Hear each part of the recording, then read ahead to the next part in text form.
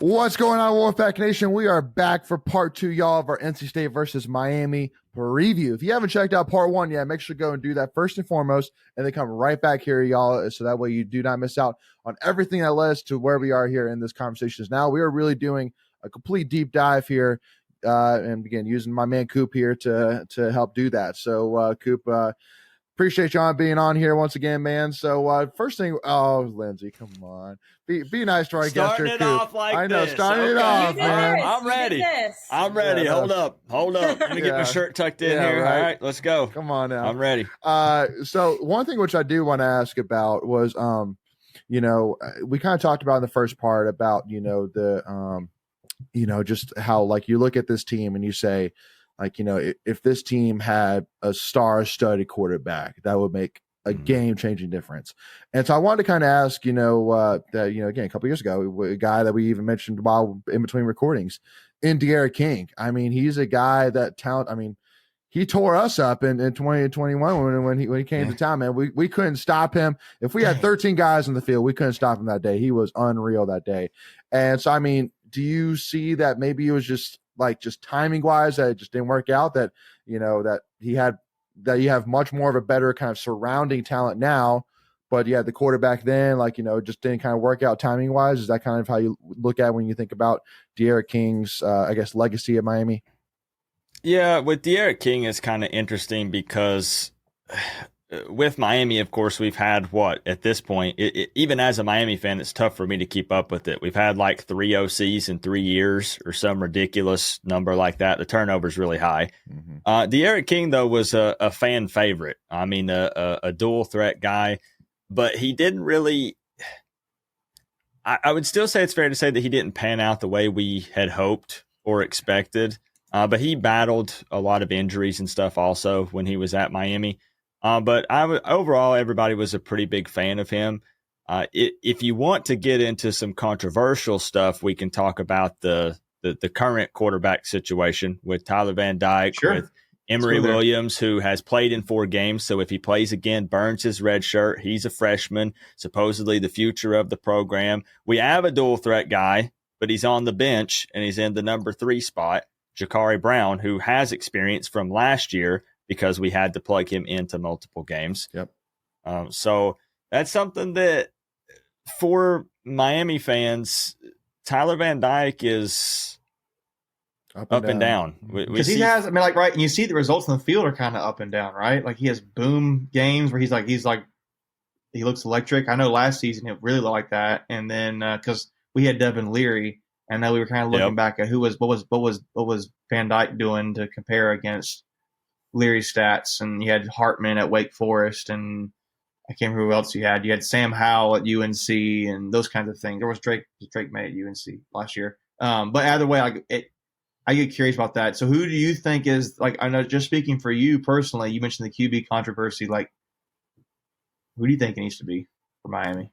I mean, we actually did an entire stream on my channel about this just last night, and it was supposed to be like an hour long, and it went for 4 hours because nobody could agree on it. The fan base is so split on this.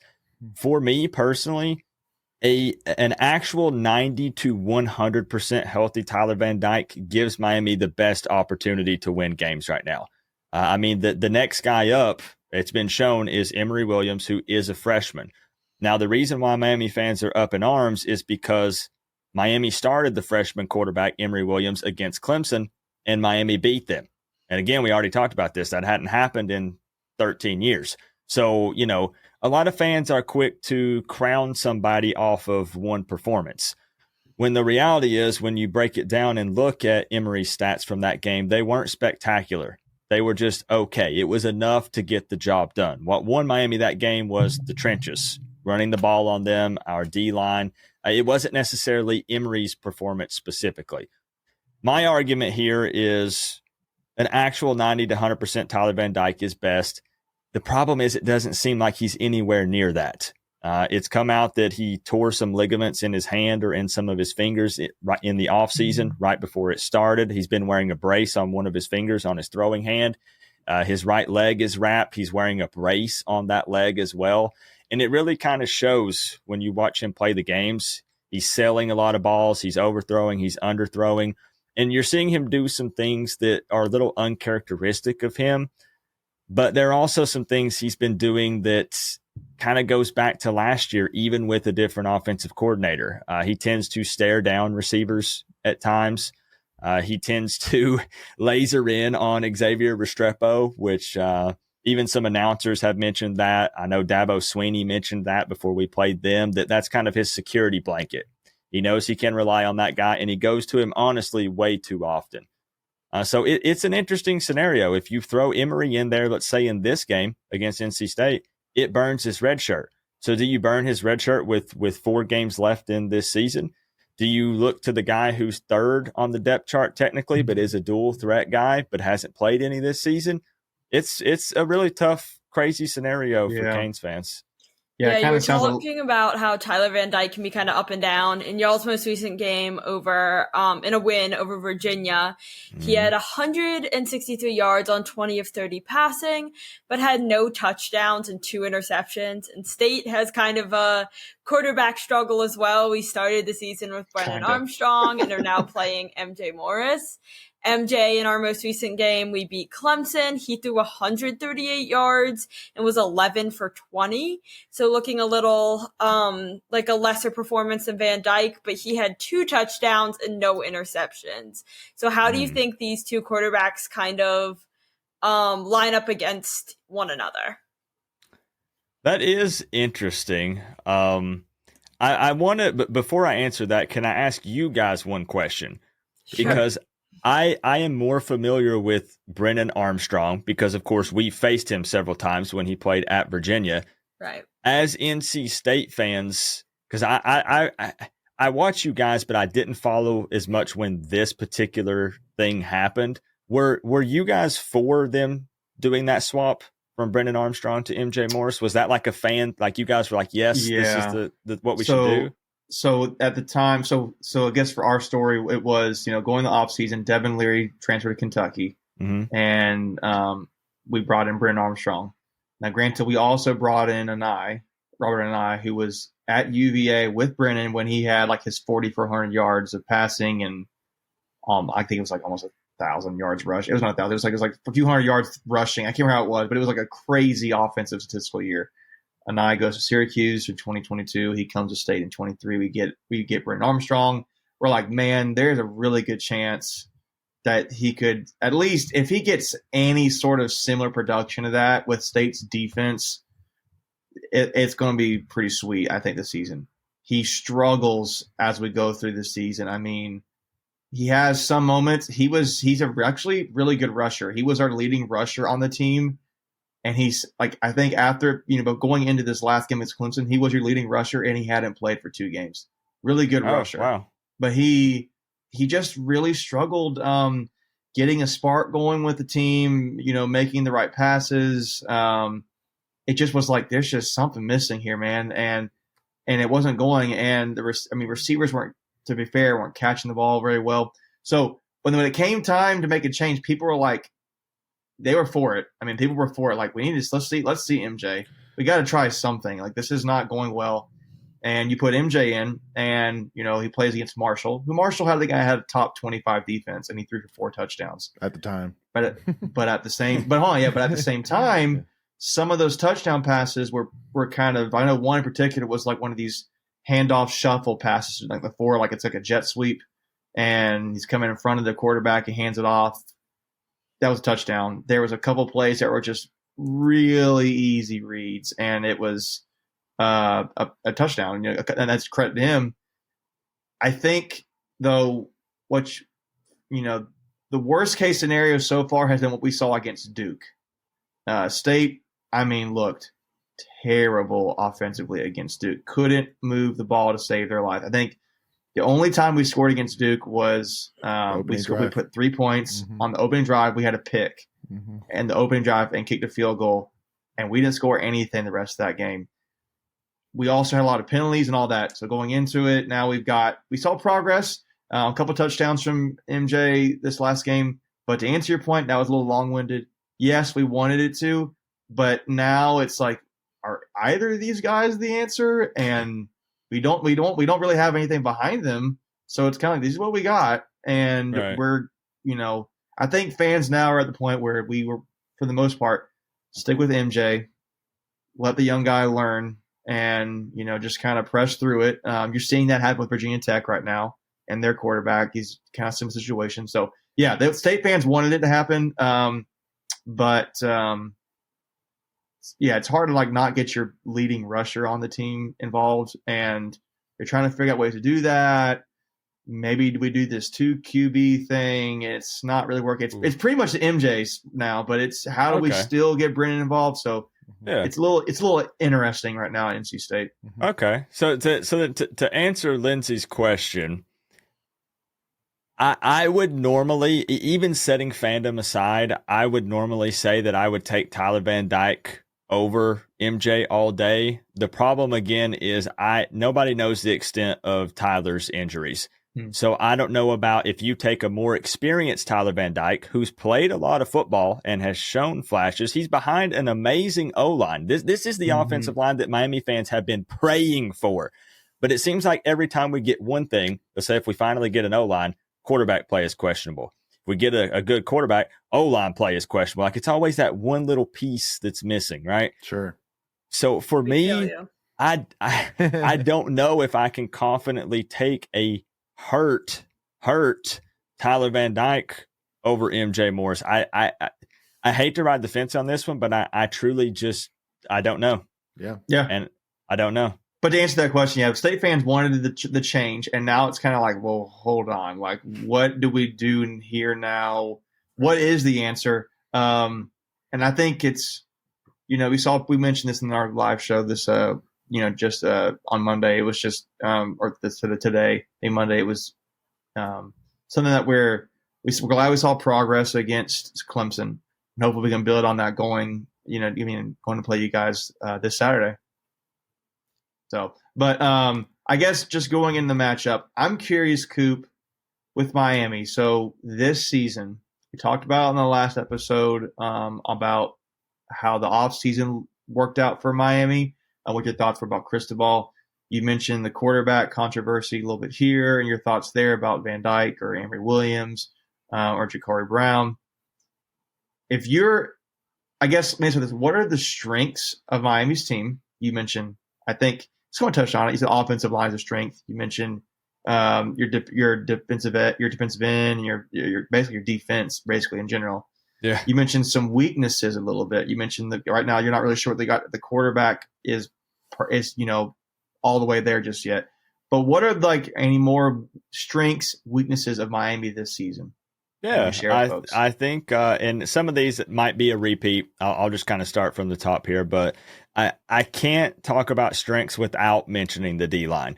It's a very strong unit. Unfortunately, we're not as deep as we were a couple of weeks ago. We've had some big time players like Akeem Mesidor and Nigelique Kelly go down, which hurts this team a lot. But we've got Ruben Bain. We've got some other big time names on that D-line. Offensive line, again, as you said, that's a really good, strong unit. Defense as a whole has been pretty consistent, but there are definitely some issues and some things I'm worried about if I want to touch on a weakness here, which would be our secondary at times, our corners, especially in some one-on-one matchups. I know you guys have Casey, what's his name? Kevin Concepcion. Casey Concepcion is how it all pronounced. I didn't know. I butcher everybody's name, players especially. But I mean, I'm really worried about how we match up with that guy. I realize it's only one guy, but we couldn't stop Malik Washington when we played UVA. He had over 150 yards on us, and we knew they were going to throw to him. We still couldn't stop it. Yeah. When we went up against UNC, Tez Walker went off on us. And I know that you guys are hype. That he's a true freshman, right? No, he's not a freshman. He transferred from. It's a double transfer. He transferred somewhere else, and that was the controversy, right? Okay. That was the controversy because he went to NC Central to somewhere like Marquette or somewhere like that. I can't remember who it was, and then he transferred to UNC, and I won't get into all that, but there was some Yeah. lying. Yeah, He yeah. was playing. So- He's trying to transfer, and then it happened because new information came out. Right. And so no, he's not a true freshman. Okay. But he's a really good receiver. I'm worried about some of those matchups, those one-on-one scenarios there. And then again, this would be for this game specifically, but it seems like you guys have some veteran, experienced guys on defense. And I'm worried about them at times exposing our inconsistent passing game, especially if Tyler Van Dyke is playing. So that could be a problem. And going back to, I don't know why I'm flip-flopping around like this, but I'm just all over the place. Mm-hmm. Another strength, again, for Miami would be the ground game. I know that kind of ties in with the O-line, but, it's all got to work together. And even though it's not super explosive, we're not going to rip off 40, 50-plus yard runs all game. We chip away at you. We wear that D-line down. We know that we can bully you and push you around, especially late in the game. And that's probably going to be Miami's biggest strengths and weaknesses right now. Yeah. And I want to go ahead, Leighton. Well, I was going to say, I mean, so when I look at Miami, I see really two weaknesses maybe that you haven't mentioned. First and foremost, wide receiver wise, that you do have guys that are solid for sure. I mean, Restrepo has been your leading wide receiver, has led, Miami in terms of receiving four of the 8 games. But in my opinion, I mean, it's like, especially if you have a middle tier quarterback, it helps when you have that star-studded wide receiver to kind of help make the quarterback look better, which from at least the highlights I've watched, Restrepo's not that. He's solid for sure, but not necessarily the star-studded. He's more of a possession guy. Exactly. Agreed. Yeah. He's a guy that will take what you give him, but maybe add much more than that. So, but I also want to kind of get your thoughts too, that your only 2 away games so far have been at Temple and at UNC. And I don't know what your thoughts are. I don't know, what your thoughts are. If you've been to UNC, much of a road game. UNC is not at UNC is not a road game, man. It's not. The aluminum makes more noise than the fans. Okay. So that's the other thing which I'll say is that now that we have beaten Clemson, you're going against Carter Finley Stadium. It's going to be packed. It's going to be loud. I mean, it's going to be a bunch of hyped state fans for sure. Night game, 8 p.m. Under the lights. It's going to be sick. So, I mean, do you see a potential of, guys that, a lot of new faces, that chemistry is going to be tested now, on the road and, in front of a really what I hope to be a very, very tough road environment. Let's put it that way. Oh, yeah. No, and I'll just be blunt. That's a massive concern for me because, again, we make the joke about North Carolina not really being a true road game or road test. But the reality is it's the only ACC road game Miami has played so far this season, which was also at night, and they lost it. Right. So yeah, I am very, very worried about that. And I don't know what the environment is typically like at Carter Finley Stadium. So I don't truly know what to expect. But it would be something that worries me probably more than I'd like to admit. But that's something I'm super concerned about. Are you going to be at the game, Coop? I will not. No. Okay. Yeah. No. I will tell you. I want to experience it at Carter Finley, but I haven't yet. Yeah. Go ahead. I will tell you as a UNC alumni and a state fan, Carter Finley will be twice as full and twice as loud as Keenan ever is. But taking that into account and taking into account the strengths and weaknesses that we've discussed, the line is Miami -4. The line for the Clemson State game was Clemson -10 right before kickoff, and State won. How do you feel about that -4 line? I don't know if you're a betting man, but how do you feel about that going into Saturday? I am, but I will say I don't bet on Miami games. Smart. Rule number one. I never bet on my team ever. Yes. But I personally think that that's probably pretty accurate. I haven't done my preview video for this game yet, but I've been getting pretty consistent numbers with my score predictions so far this season. I've actually been pretty proud of myself because I've been really trying to set the fandom and stuff to the side this season. Yeah. With the numbers that I have in mind, I think that seems like it's probably about around where it's going to be. I think that this game is going to be a defensive battle because I think that you guys can probably admit that NC State doesn't have this super high-powered offense. No. But I'm going to be honest. I'm going to sit back and also say Miami really doesn't either. I know it says that we're averaging 35 points per game, but you got to factor in Miami of Ohio, Bethune, Temple. And I'm not going to be that Miami fan that beats my chest and says, whoa, we put up big numbers on a MAC team. I don't care about that. We're in conference play. We're playing ACC opponents now. And if we only factor those in, those numbers drop quite a bit. So I think that happens to everybody, too. That happens to everybody, to your point, yeah. But I do think it'll be a defensive battle. I think it's going to be – I think NC State's offense struggles, and I think our offense struggles, just straight up. So I think it showing up as kind of a close game, I think that's fair. And I think it will be. Honestly, I do. Before we continue, I want to take a quick second to tell you about our sponsor, Flatlands Jessup Insurance Group, that has your whole world covered, with agents in 5 offices throughout Eastern North Carolina to help you decide how much coverage you need. Offering policies for home and auto, recreational vehicles, commercial, crop, health, life, and employee benefits. They are able to combine options to find a comprehensive solution that works for you. Flatlands Jessup protects the things you love so you can spend less time worrying and more time enjoying them. Find them on Facebook and Instagram at Flatlands Jessup. You can also visit their webpage at www.flatlandsjessup.com. So please make sure to go and check them out. So I want to ask a question that's not really offense or defense. I want to ask, so can you give me an idea of what your special teams look like? Because you got a guy who was specialist of the week. Hold on, let me grab something real quick. Hold on. Okay. Okay. If we're gonna talk about this man, then we're gonna need this on. Okay. Mustache. Okay. Andy Borregales voted sexiest mustache in college football 2 years in a row. Okay. This man is good. This man is solid from 50 to 55. I'm looking up the mustache. All it's day, pretty solid. every day. All right. This guy, he doesn't get enough credit. If you want to see me get all hyped up, we could do a whole segment about Andy Borregales and the kicker. People don't. Kickers need love too, and punters. We don't see enough of that. People only give them attention when they harp on them for missing the game-winning field goal or the extra point or something like that. This man literally has made some crucial kicks for us in overtimes, and everybody's only focusing on that Fletcher ran it in and won and all. Andy Borregales is a really, really good It's a 3-phase game, right? Yeah. And we also, we have Dylan Joyce from Australia, our second Australian punter that we've had. And he's doing okay. It could be better, but he's a freshman. So, he's going to continue to get better. But Andy Borregales, it's funny because at this point, I don't even remember the question you asked because you mentioned Andy and I just started going crazy. So I don't even know where Coop went to. I don't know who you are, but Coop's just gone now. Yeah. Yeah. Dude, where's the other guy going now? It's Coop. He's back. So what were we talking about, guys? Yeah. Well, we asked the other guy.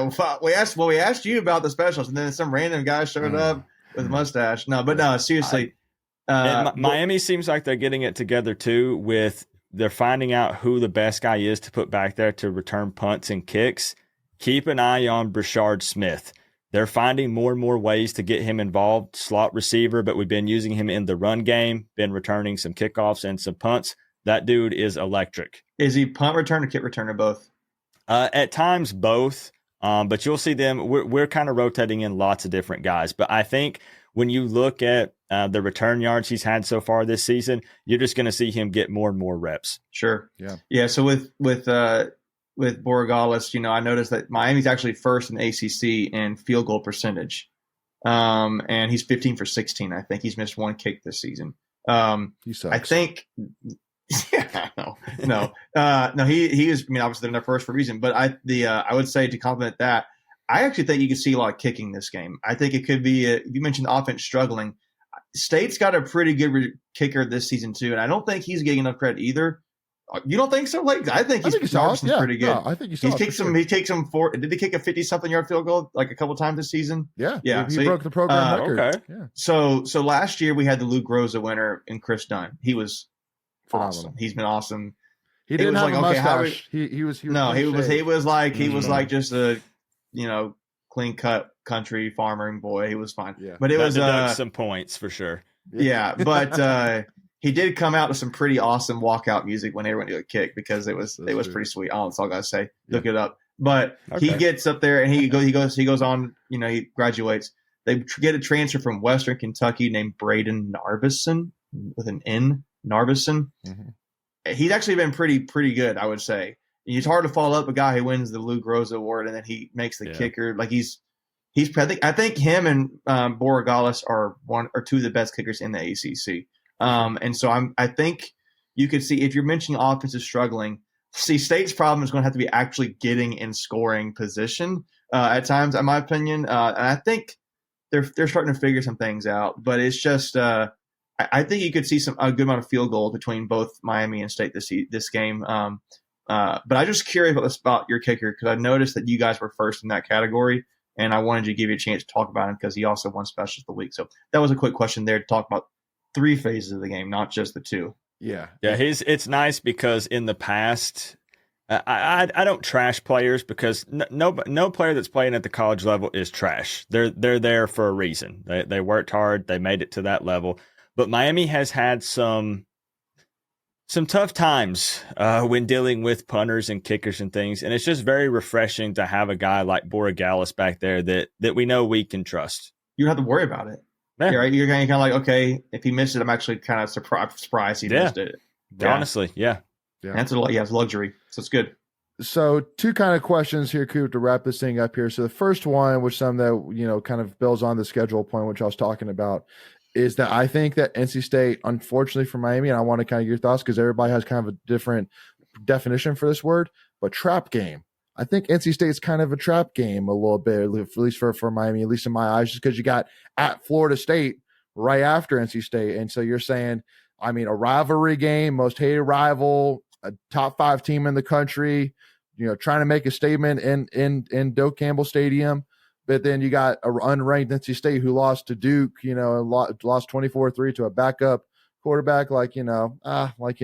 Not really worried about them. We'll get by them, and then let's focus on Florida State. Do you see that at all potentially with NC State with this game, I guess? Obviously, as a fan, you would like to hope. No, I would hope that the coaching staff has these guys prepared and we don't overlook anybody ever, right? Sure. But you're right. I mean, the Florida State game, you already said this, but it's at Doak. It's not downplaying NC State, but sure. It's Florida State. Different. It's Florida State. Different. It's just different. It just is, right? Yeah. I mean, just honestly, yes, absolutely. This could very well be a trap game for Miami. I'm hoping and praying that it's not. I hope we come out prepared, but I'll say this, given once again the inconsistencies that we've seen out of Miami so far this season, it would not surprise me. I still think either way this game is close. But I would say it's safe to say we could label this as a trap game for Miami, 100%. Okay, cool. I was surprised to hear that. And then last one. So being that you guys up until this year were a coastal team, and facing coastal teams every single year. Obviously, there's one school that from the coastal side that we our dislike of is just right up there with as Miami's is with Florida State, and that is the University of North Carolina. So I want to ask, being that you guys faced UNC every year, I want to ask you as a Miami fan, any dirt or any kind of things that we could poke at UNC fans about, from the Miami side that you guys poke fun at UNC at that maybe we don't. Or has there been just a growing distaste for UNC like we all have? Yeah. The biggest thing for me personally, let's get this out of the way. Am I allowed to curse or no? Go for it. Okay. I'll keep it quick. Yeah. I can't stand that shit-eating grin that Mac Brown has on his face every time they win a game. I'll take it. And I wanted to wipe that off of his face so bad this year. And he's always so touchy at midfield. When we had the issue where when we had Manny Diaz, I don't know if you guys ever saw the pictures or the memes where when they met at midfield, when they were shaking hands, Manny tried to pull him on the neck. And Mac Brown grabbed him and pulled him back in. Here, son. Yeah, and he was trying to talk to him about something, and he's always been real handsy with Miami coaches. And you're right, we can all 4 agree that we do not like the Tar Heels. I can't stand that team. Can't stand them.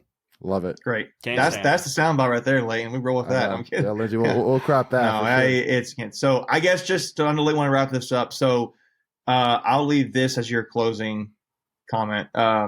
What's your prediction for the game? How do you think this is going to go down between NC State and Miami on Saturday night, 8:00? Now, are you looking for specific numbers? Do you want just win-loss? Heck yeah, I'm looking for specific numbers. Yeah, man. Now, if you got them. If you don't, it's okay. But I mean, this is before you guys we started recording. He's got rushing stats and everything, doesn't he? Yeah. I'm ready to go. I have a couple of scores written down because I'm actually going to be filming, so it'll work out more in your favor. I'm going to be recording a preview video breaking this game down tomorrow. Cool. So I still have a few things that I want to look at, but if you want I'll say this. When I give score predictions, I don't backpedal. I don't run or hide from them. I'm not 100% settled on this number just yet, but I'll throw it out there. I'm leaning towards a Miami victory. Mm-hmm. Big surprise. Mm-hmm.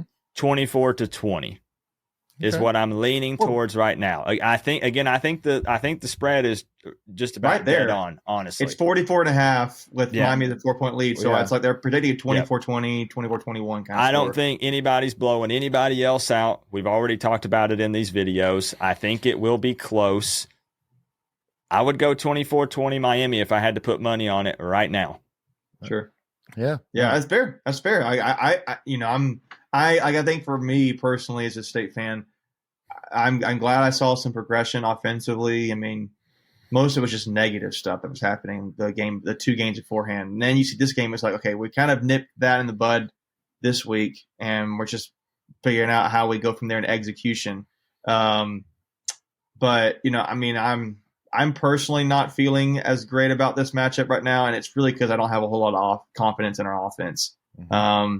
And that's just being honest. I think when I look at the two teams, I know Miami, I didn't really realize how strong Miami has been defensively. I think the insight you shared about the matchups they've had, I think Lane pointed out the 2 road games have been Temple and UNC. Mm-hmm. This will be definitely different, but it'll be something that I don't know. I'm kind of feeling like this is a game where State's maybe plays better, but I just think offensively, Miami is a different level right now than State is. And I look at Clemson and State, and Clemson was, to Lindsay's point, State was, Clemson was a 10-point favorite.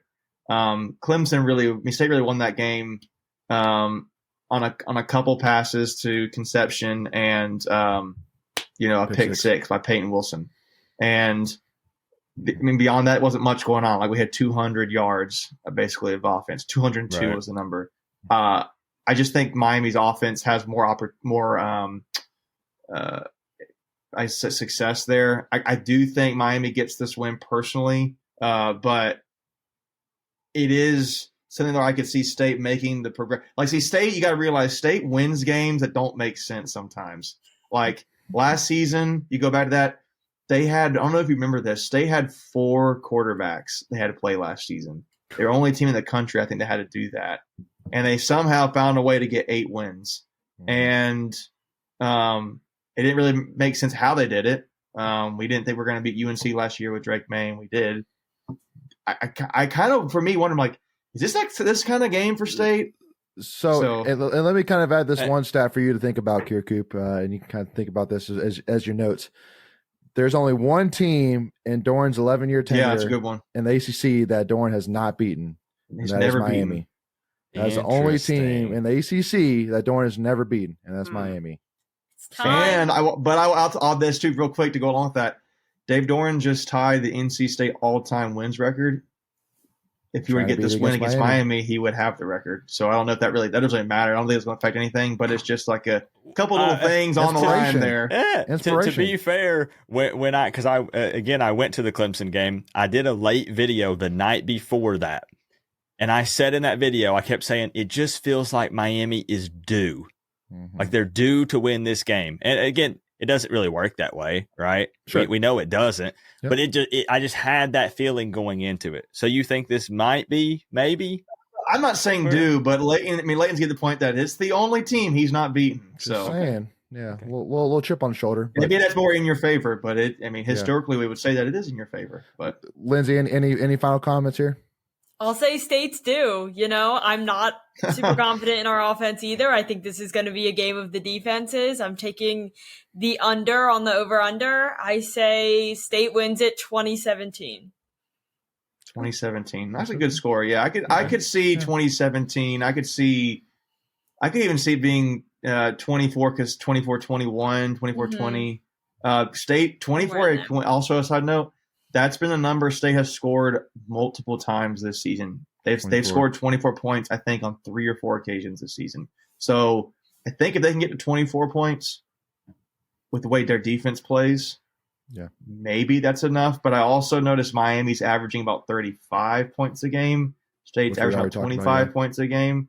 So that's where I come back to. For me, it's just like I think the offense is different. But to Lindsay's point, they are what we talked about earlier. States might be due for for like Coop said, it doesn't work that way, but I don't know. It's all aligning. And I will say, and I know you've never experienced NC State, you never experienced Carter Finley.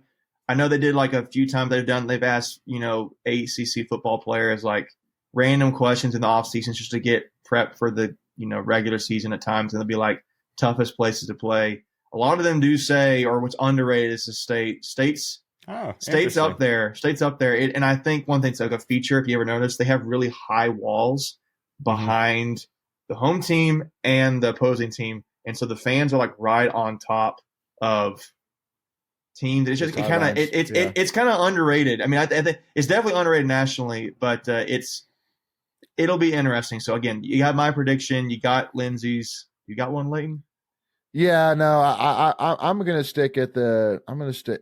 See, because again, I mean, if we're gonna win, it's gonna be because we limit Miami offensively. We're not gonna win a shootout. So no, it's correct. So it's in my opinion, I like 2017 too. I like that score. I like that. Miami gets a couple, but we hold them just enough in order to squeak by and get the win. So, but it's going to be a tough game. I'm really looking forward to it. But Coop, no matter what, next time Miami comes to Carter Finley, I know the AC schedule just got released today. Next time Miami comes to State, man, put that down, man. You got to come to Raleigh. We'd love Let's to host make it happen. I'd like to experience it for sure. Yeah. Well, Coop, I appreciate. I know this recording's gone along, but again, man, we had a blast, obviously. So we just couldn't stop rolling, man. Just like you said, 1 hour stream went 4 hours. This didn't quite go 4 hours, but so. But again, y'all. So if you want to check out Coop and if you want to check out any of his NC State versus Miami preview content, make sure to go to YouTube, search Coach Coop, and that's COOP, and make sure to go check his content out. He does phenomenal stuff. Again, been a huge inspiration for the Tuffy Talk side. A lot of stuff you see from the Tuffy Talk channel was originally inspired by Coop. So Coop, again, it was absolutely honored and privileged to have you on. And again, best of luck this weekend, man. And we'll look forward to chatting with you through the game and after the game, man. Hey, I appreciate y'all, and you guys that are watching this, show them some love. Subscribe, like the video. Come on now. At this point, you guys know what to do. These are some really cool people, and I appreciate them giving me the opportunity to jump on here and chop it up. Sometimes it's dangerous bringing Miami fans on to shows, okay? I know. But you were willing to bring me on, and I appreciate that. We had a background check done on Coop, and it was all good, so it worked out fine. So. It's all good. They didn't find what they were looking for. It's okay. That's right. That's right. Well, thank you all so much for tuning in. We will see y'all Saturday night, 8 p.m. in Carter Finley Stadium, man.